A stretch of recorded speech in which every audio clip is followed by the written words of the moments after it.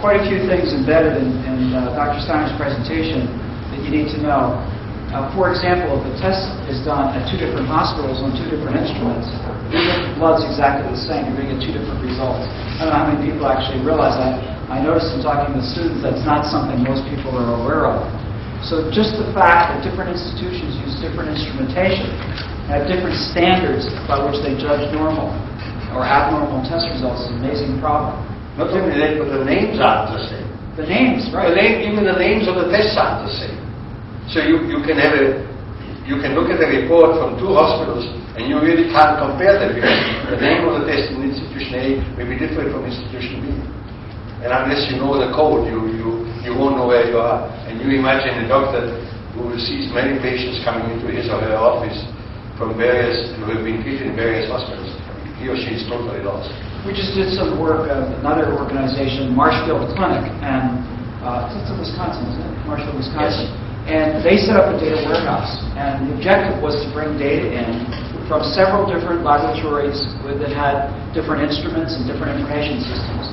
And they brought it in, and it seemed very straightforward, except when they brought it in, they found that over 40% of the data elements that were inherited into the database were incorrect in some major way. They were misnamed, they had wrong results, they had different normals being used, and nobody knew this until they brought all the data together. So there's a huge problem here in the very nature of the data elements and the types of instruments that are used and so on.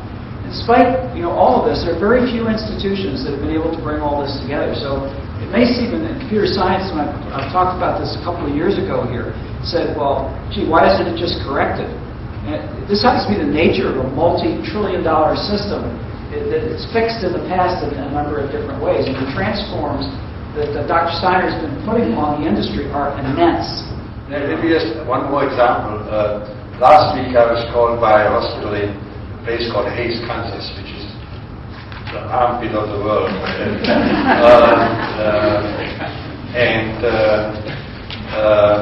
They had a Steiner system installed, and they suddenly discovered that if a patient gave the wrong age upon entering the hospital, and subsequently they discovered that the age was wrong, so they tried to correct it. So they would go back to the hospital information system, that age would be corrected, and it would arrive at the LIS, and the LIS would be corrected.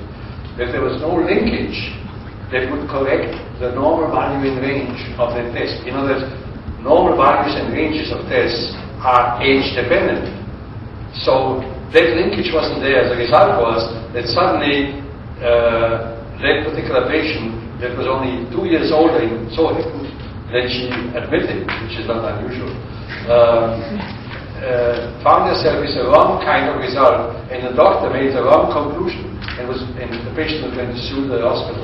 So there's a big hullabaloo over this, and Steiner for the first time discovered that that particular linkage was missing. It's amazing to me how primitive that system is still. So I just started, by the way, I know you worked at Mount Sinai Hospital in New York, and Mount Sinai Hospital in New York about at least 10 years ago, 12 years ago, spent over $6 million putting in a single laboratory information system, which took several years and you fixed. And I don't think people realize this is big dollars involved in these systems, but the data in them is garbage. When you try to bring this data together, you've got major problems. And when you try to present it to physicians, you at lunch meeting, I'll make one other statement and open it up. You said this is some of the new proteomic type technology. We're looking to the ability to do 100,000 tests simultaneously on a single drop of blood. Is that it? Well, the new what I call DNA chips, which instead of doing the testing in test tubes the way we do now, the testing will be done on chips which are permeated with antibodies against various proteins, and you can actually drop a drop of blood on the chip where there are very, very fine grooves. The serum penetrates these grooves, meets the antibody, coagulates, and the computer can read the chip and detect where the antibody met a what we call an antigen or a protein that matches it, and can read it, and it can read about 10,000 on a single chip, and that will increase in scope dramatically. So imagine, there was a recent article in which Dr. Friedman, who is this guru in Ann Arbor, Michigan, wrote, imagine a doctor calling the office and saying, by the way, 7,358, are you sure that result is right? What will the laboratory do? I mean, they won't have any way of accessing that particular result. I mean, it boggles the mind what will happen in the very near future. I mean, this is on the systems exist now, but they haven't really been made available commercially to hospitals. So I encourage you to ask questions, but also make statements and maybe get back and forth in a little bit of discussion. Who'd like to start it off? When does this reach the point where it's completely beyond the average doctor? Beyond? Yeah, but this has now reached the point where it's beyond the average doctor. There's so much information that they can't deal with. Yeah. They almost freak. That's why I think your program is so appropriate at this moment, because informatics is the name of the game. I mean, how are we going to deal with it? I don't know. This explosion of information is only in laboratory medicine. The explosion doesn't apply to radiology or other diagnostic disciplines. So, but it's a huge problem, and it has reached to my way of thinking, a really critical point. What's the answer to it? The answer is, I think your answer is there, is we have to build more intelligence into the systems themselves. Larry Weeds. One thing that you said midway through was that the system itself was becoming programmed to sort of sort out a bunch of things. You mentioned a cardiologist sitting, even though very experienced, sitting at a thing and following through a program that was given to them. It seems to me that the technology people are going to have to be developing programs to help doctors. I tell you, doctors I know couldn't handle it. Let me just say this. When I saw that, I reminded myself, when I started out, I graduated from Oxford and went into practice for a time, because I had no money, I came out of the army. And I used to carry a little book in my pocket, which most doctors did, which contained critical information. And I remember when a patient would say something to me, or a laboratory result would come in, I would go behind the screen so a patient could see me consulting the little booklet, right? I wouldn't admit, of course, that I didn't know. Now, you see this physician sitting behind the screen, and patients take it for granted that the doctor gets guidance, and he doesn't lose brownie points as a result of this. That's really the effect of the computer age of clinical care, in my view. That people accept the fact that knowledge is so enormous, the need of information is so enormous that you do need a computer to handle it. I have the impression, and it's only an impression, that many of the technical solutions are relatively simple. It's not the technical problems that are killing us. It's basically the system we've already got and lived with, and the culture and socialization and all the other issues that are really causing us most of the grief. It's not to say that all the solutions are simple, but I think we can come a long way with very, very simple technical solutions. I would agree that the biggest challenge probably will be the piece that you inserted in several parts of your presentation, which has to do with educating the physicians. The reason for that is not as much the fact that they do not want to be educated, is that this brainwashing that occurs early on in careers stays there. And even when you can prove and show there are no other limitations to change a practice, the only hope, and I'm a medical educator, is that you have to get them early. Because I can tell you that anybody who's in practice for 10 years or so, to change their utilization of lab tests or any other resources almost have to be imposed on, rather than making an intelligent decision or well-educated decision that this is the best thing. So that's, I think, going to be the biggest challenge to actually make an effect. Will take probably 10, 15 years. Probably the technology will be done, but the education won't be. Yeah, I believe that the secret lies in computer-assisted instruction, training the physician from the beginning. That prompting is not something shameful, but it's something which really is essential because of the complexity of the task. So they can be educated, particularly if they are computer savvy. They will rapidly latch onto that way of doing things. But computer-assisted instruction in medicine is really not taken on. There's this Socratic system of education, which is, everybody believes you sit at the foot of the great physician, you learn all he knows, and computers don't enter into this process at all, but in future they will. The idea you have produced, or you have presented, certainly is a very good system, and we are now at a critical point of getting into that system. Before we get into that system, of course, is the standardization process. The test has to be standardized. Of course, machines give different numbers, given different things, but to weed out the old machines and implement all the new machines to give the same kind of result would certainly takes time of the social immersion. In our kind of capitalistic system, that will never happen, because the way the companies compete with each other is to differentiate themselves from everybody else. So they all strive to be different, and it's very different. And that's why I believe, by the way, maybe I'm aligning the government of Ontario by saying that they wouldn't agree to this plan. They now began to implement this plan anyway, in a funny way, but that's another story. But the regionalization will achieve that purpose, as I see it, because you'll buy the same machines for every hospital in the region.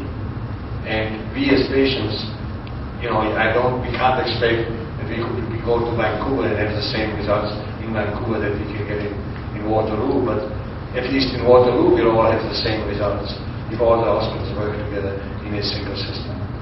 So I don't think the utopia of having all machines carry out testing the same way and unify the results is achievable in our system, but I think it can be solved the other way. Of course, if the Ontario government agreed with you, then it would be easier in Ontario to implement this concept.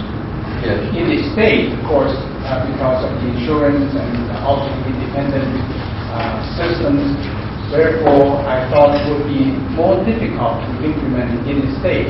At the moment, is the insurance company, so-called managed care, sponsoring this kind of development, or is it the government? No, I mean, I'm going to say that, and I'm probably be excommunicated from Canada when I say that, but the fact is, the government could not get it through its head in Ontario that the hospitals have a mission which is diametrically different from the mission of the commercial laboratories. The commercial laboratories are in it to make money. The hospital is in it to provide high quality care. What the Ontario government, and for that particularly the government of Alberta, came up with is a crazy idea. They ought to work together. In Alberta, they in fact decreed they made it mandatory. In Calgary, they made mandatory consolidation of all laboratories. They created a core laboratory at Foothills Hospital, and all other laboratories were downsized. And then they decreed that the MDS laboratory the MDS company must be in charge of all the testing.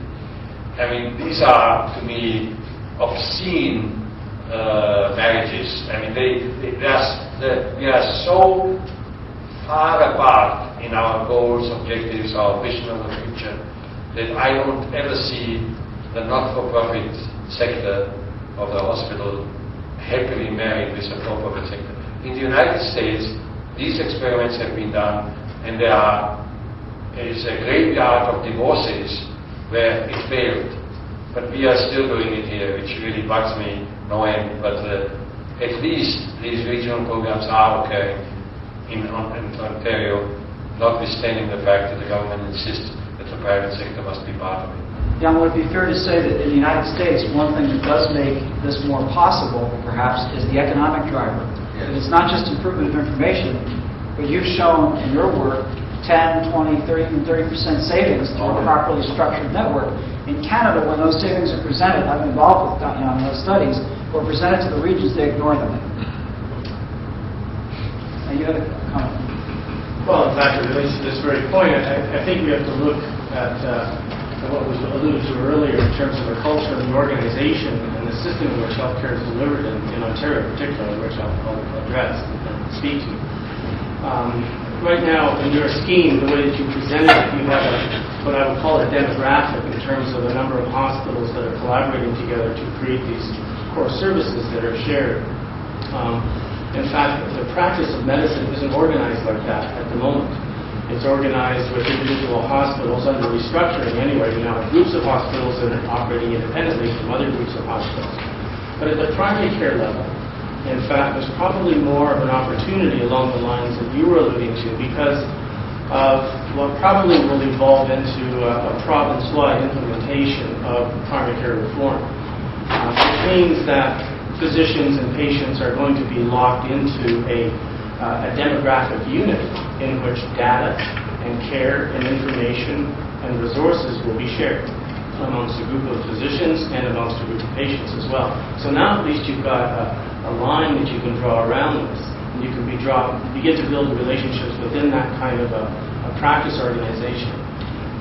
The other driver behind that, of course, is the fee structure, how physicians are actually compensated for caring for patients.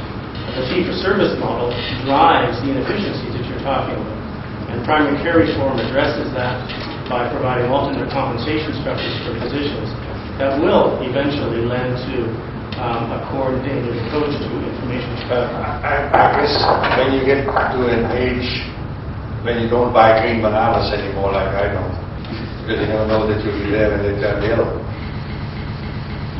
You are impatient. 5 years ago, we did a study for the University of Western Ontario on the creation of an integrated system for Western Ontario. I would say recently, and this to a thing of all, the various hospital groups in the region, particularly the Stratford group, there are several hospitals around Stratford, they don't want any part of the hospitals in London. The Windsor group have a separate view of the universe, and they got as far as discussing the possibility of having a unified laboratory information system, which would be one way to achieve that. They haven't been able to achieve. They haven't been able to get to first base on that one point. Now this is after 5 years of discussion. They haven't even been able, so the government can decree what it likes. On the laboratory side, there are some inborn errors of metabolism which are very difficult to heal, very difficult to cure. I mean, what you described as a system is, to me, an ideal, a regional healthcare system that would be fully integrated, not just in the area of care, but support services. It would be It's nice to think of myself as young and therefore optimistic. Relativity in this situation. However, I was in a teleconference this afternoon with about 35 hospital CEOs across this whole Southern Ontario region that are working together to address some of these issues. It is happening as we speak. That's good. Well, I guess I found Americans much more responsive than I found Canadians to this idea. I tell you, I was going around preaching this business and finding blank stares. I went to the United States and I found responsiveness, and I've now, as I say, I can give you a list of 50 regional systems that we have developed and that are operating and working. Far from perfect, but at least they got going. But there were other drivers, as you said, economic drivers in particular. Another comment or two, I'll get back to you. Anybody else want to make any statement? Sure, listen, go ahead. Just one little thing about the so-called doctor-patient privilege. If the information is shared, what do you see in there that might be a part to? I must say this is where I'm old-fashioned. I'm very fearful about that, but I don't think it's stoppable in the United States. I can tell you that patients feel empowered to ask for all that information. You probably have heard about the HIPAA regulations on patient confidentiality, which have been passed by the Congress, which try and protect this confidentiality of data and try and make a differentiation between data which can be shared with the patient as opposed to data which cannot be shared with the patient, let alone somebody outside the doctor-patient relationship. But I'm very fearful that the level of intelligence of probably 85% of the population in the United States is such that they really don't know how to utilize that information in a sensible way, and it will probably cause more consternation, fear, apprehension than good. But patients in the United States are absolutely organized, demand to know. I want to know. And this is what the patients, what floors me. The patient walks into a doctor and says, my father died of cancer of the colon. I want a gene test done to tell me whether I'm going to develop cancer of the colon. The doctor says, look, you don't want to know because I don't know what I'm going to do with you if you come back and tell me that you are susceptible. And the patient says, I want to know. And if you don't prescribe it for me, I'll pay for it myself.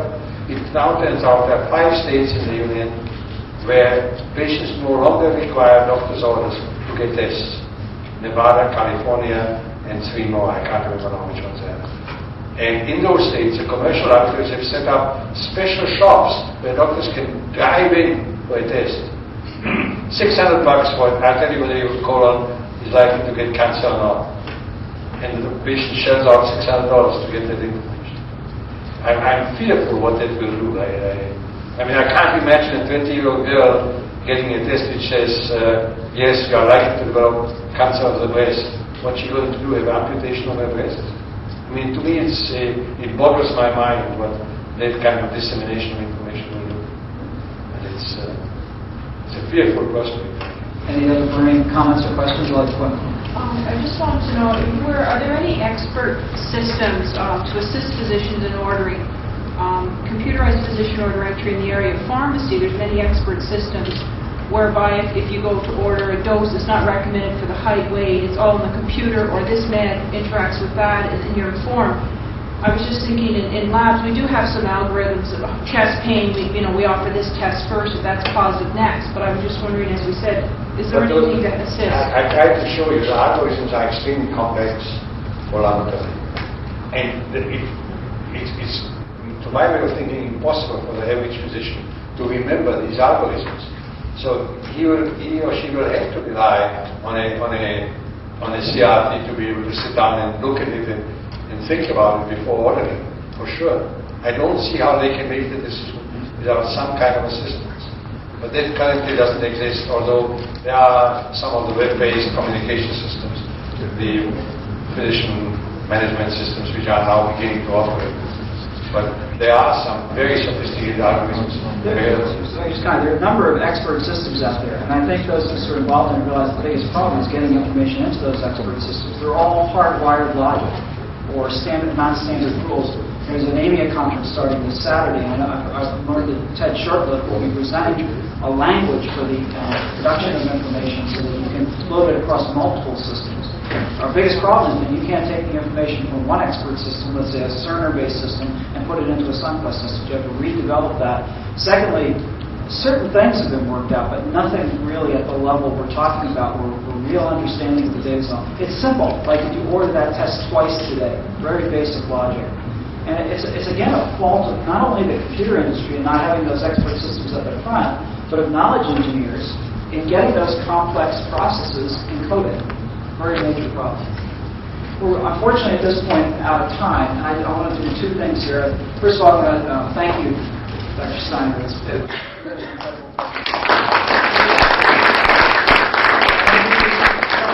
remember us. This is actually not a joke, which is rare for me. Remember us. Years ago, by the way, I had a fellow that worked with us who was a young programmer, and Dr. Steiner needed his computer system at home set up, so this guy kindly went home. Well, I called him up and I said, I want you to do something. And we put in a screensaver, this is at least 8 years ago now, on a system that he reminds him now every day of me when he turns on his computer. So this hopefully will be a better memory. The second thing I wanted to do is, Dr. Steiner, by the way, has so many rotten bananas. He's been saying that rotten banana thing for 10 years at least. So many rotten bananas now. I'm sure we'll still be around to get more green bananas in 10 years. We're going to create something, a memory of you, by having something locally to remind people, if you will, at least be for the next week or so, valid.